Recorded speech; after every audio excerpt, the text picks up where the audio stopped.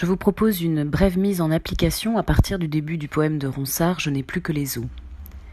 Je n'ai plus que les os, un squelette je semble, décharné, dénervé, démusclé, dépulpé, que le trait de la mort sans pardon a frappé. Je n'ose voir mes bras que de peur je ne tremble.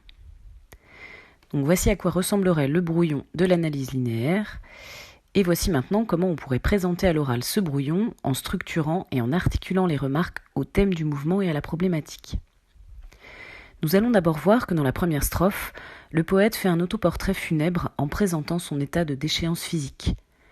D'abord, le poète utilise la première personne aux vers 1 et 4, ainsi que le présent d'actualité, avec les verbes et semble, ce qui révèle que le poète se met en scène pour exprimer ses sentiments au seuil de la mort. Il fait donc une sorte d'autoportrait funèbre en décrivant son corps à l'agonie, comme le révèle le champ lexical de la mort avec les termes os et squelette au vers 1 et mort au vers 3.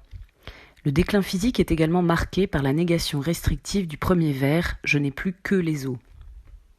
Ensuite, au vers 2, le poète insiste sur son état physique pathétique grâce à une énumération de participes passés anatomiques décharnés, dénervés, démusclés, dépulpés, qui commencent tous par le préfixe privatif « dé », insistant sur la perte de force vitale.